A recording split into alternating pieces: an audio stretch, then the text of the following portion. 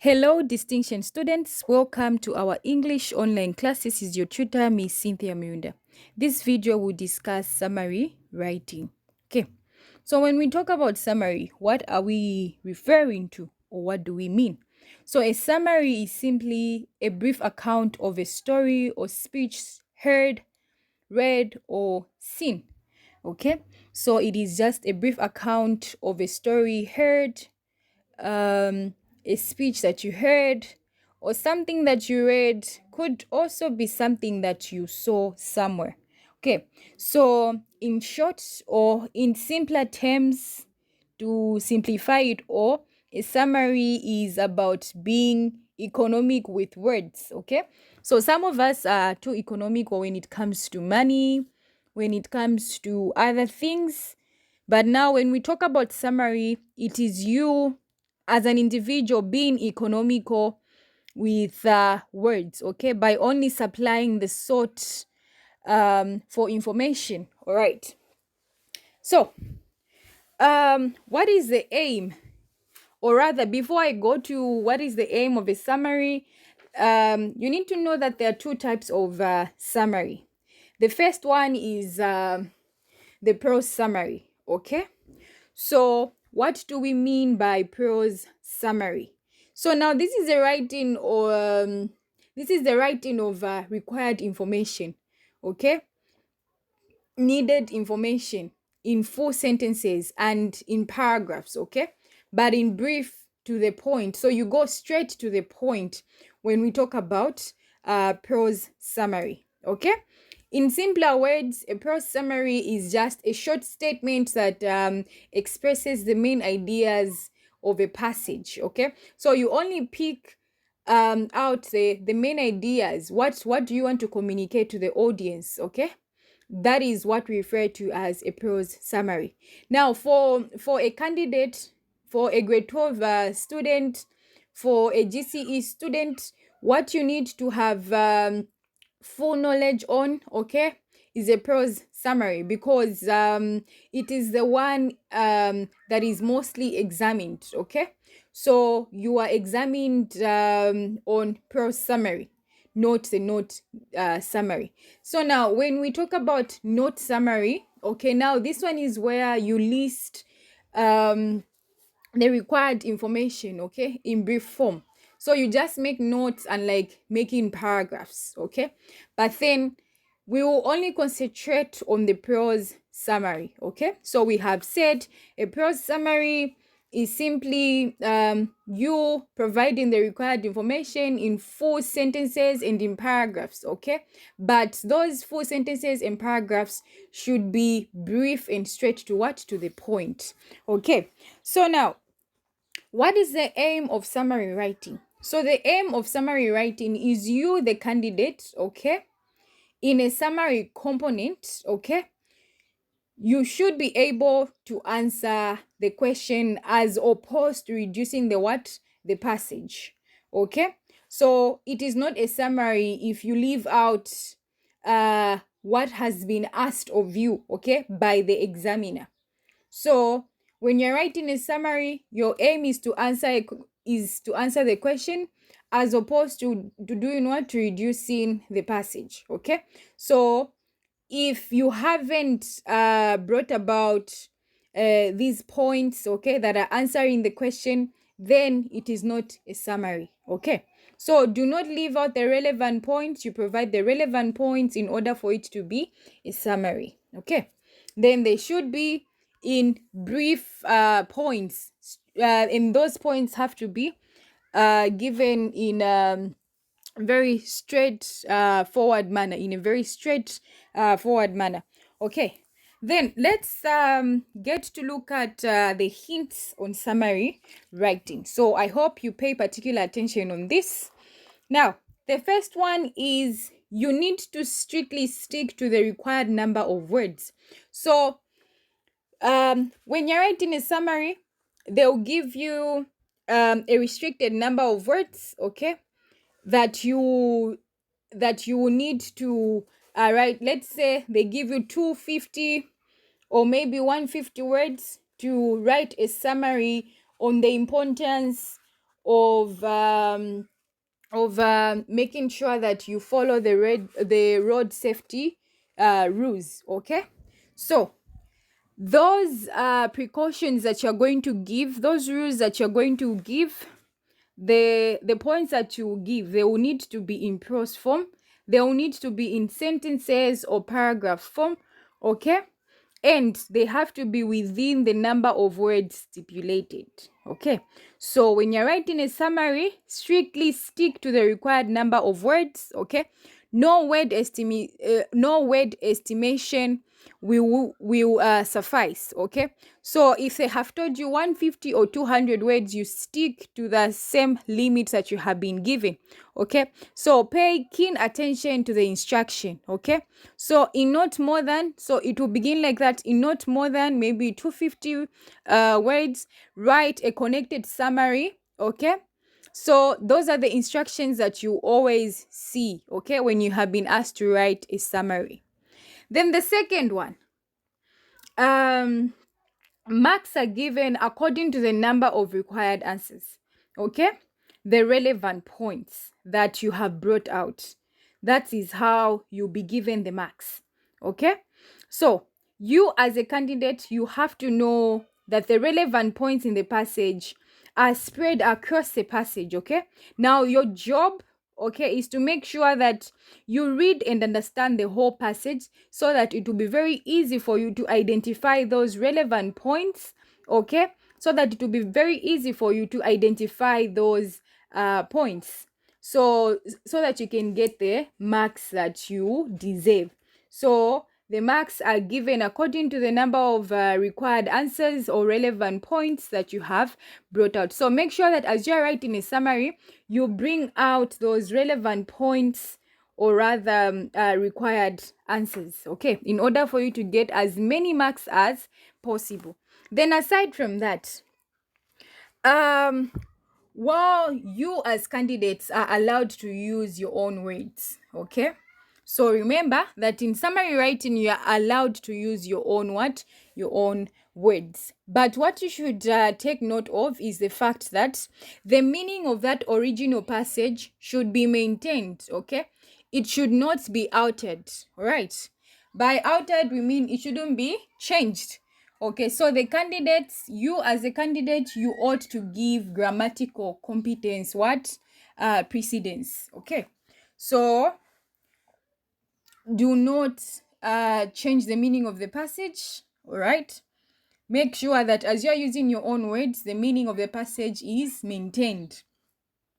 Then the other one is that avoid falling prey to including unnecessary examples, adjectives, definitions, and overflowing explanations which are not in any way helping you to answer the question that you have been asked. So many of us would want to impress the marker. Okay, how would you want to do that?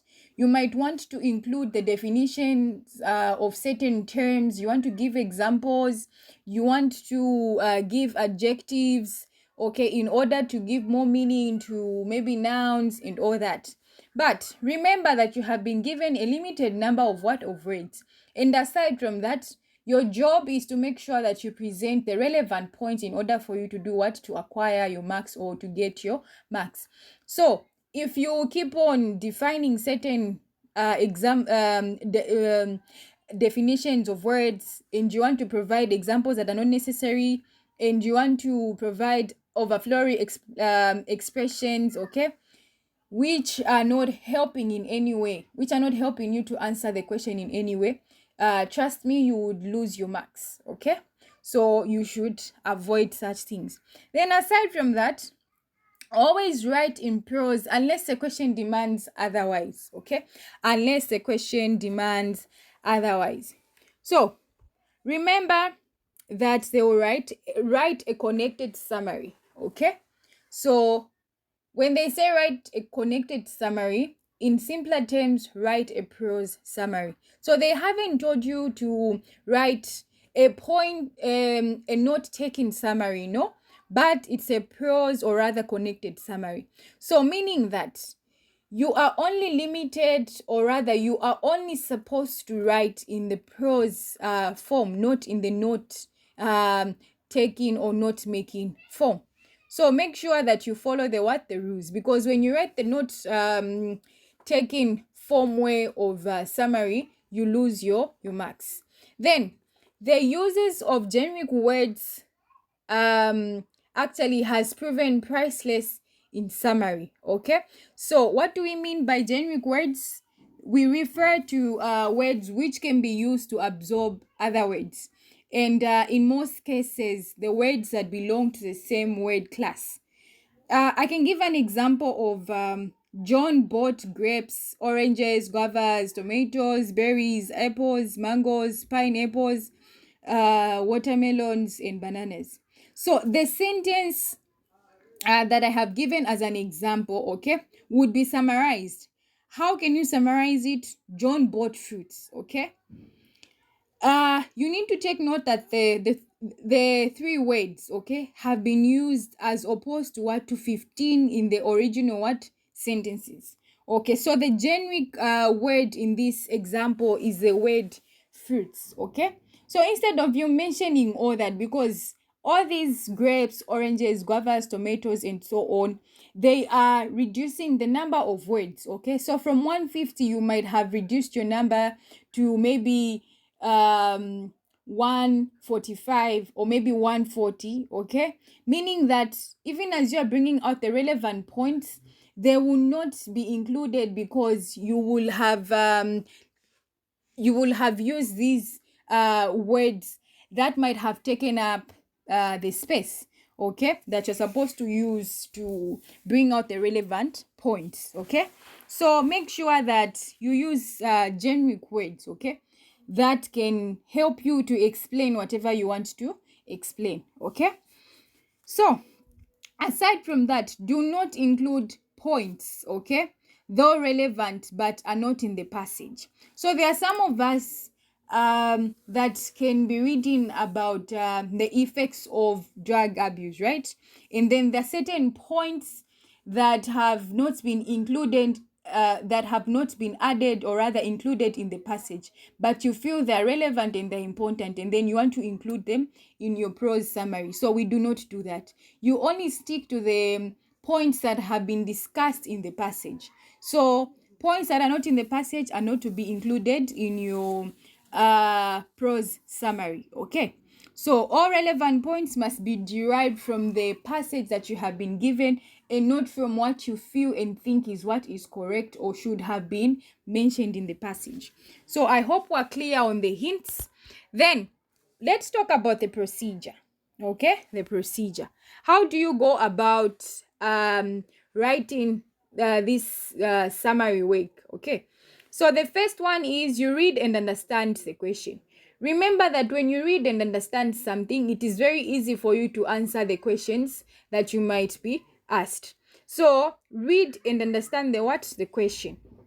Second, scan the passage to have a feel of it before reading it carefully, in order to do what? To identify the needed points. Okay, you may take note of the points by actually ticking against them.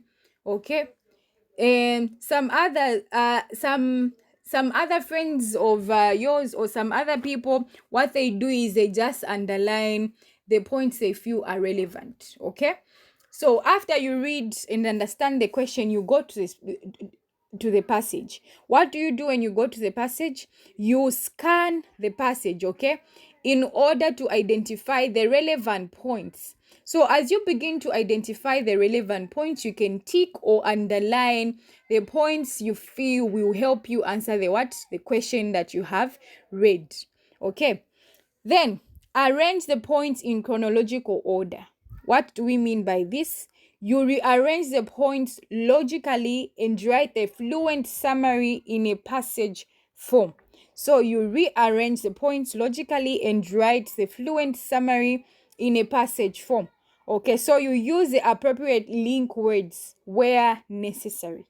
Okay, so arrange the points in a more orderly or rather chronological order. Then these points, they must be arranged logically, okay? And you write a fluent summary, okay? By fluent, we mean even as you're introducing these next points, you should be able to use link words, okay? Where you feel they are what? Necessary. Then the last one is you write the drafts depending on time available. So most of us would want to take up so much time. But remember that you do not have the whole day to spend in the exam. Okay?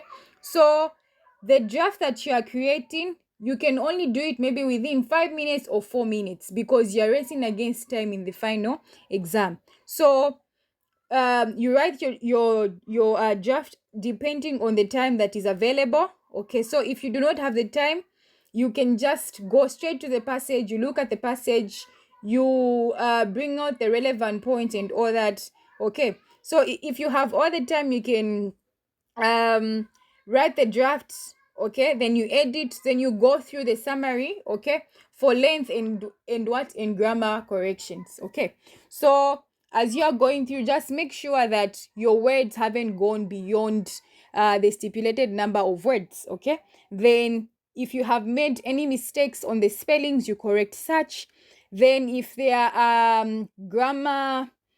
if there are any grammatical errors, you correct them. Okay, so that is it about summary writing. Very simple. I'm sure my students can get 20 out of 20 out of this. So you just need to go through and make sure that you understand what you're supposed to do. So we have talked about summary being a brief account of a story or a speech that you heard, seen, or read somewhere. Okay, then the one that is mostly examined, the one that is the one that the examiner can just examine you on, is a prose summary, where you use sentences that you can bring together, okay, to make paragraphs in order to bring out the necessary points that will help you answer the question that you have been asked. Then the hints stick to the number of words provided. Okay, the marks are given according to the points that you have provided, or according to the points that are expected. Then you as a candidate, you're allowed to use your own language, but just do not distort the meaning of the passage. Then as a candidate, avoid unnecessary examples, definitions. Okay, then you also need to stick to prose form of writing, and the use of generic words where you know that when I talk about tomatoes, guavas, mangoes, blah, blah, blah, they belong to the same word group. So instead of mentioning all that, just use one word that is going to do classify these fruits. Then, aside from that, always remember that you are only restricted to providing the relevant points that have been mentioned in the passage, not points that you feel and think were left out but are necessary to the passage. Then procedure, how do you do it? You read and understand the question, you scan the passage, you arrange the words or rather points in chronological order. Then you write the draft depending on time available. So if you do not have time, you can skip the part of writing the draft. So after you feel you have finished and all that, please go through your work, check for grammatical errors. It could be spellings. Then you can also recount. Okay, just count to make sure that you haven't exceeded the word limit. Okay, so that is it on summary writing. I hope you enjoyed the lesson. This is your tutor, Miss Cynthia Miunda.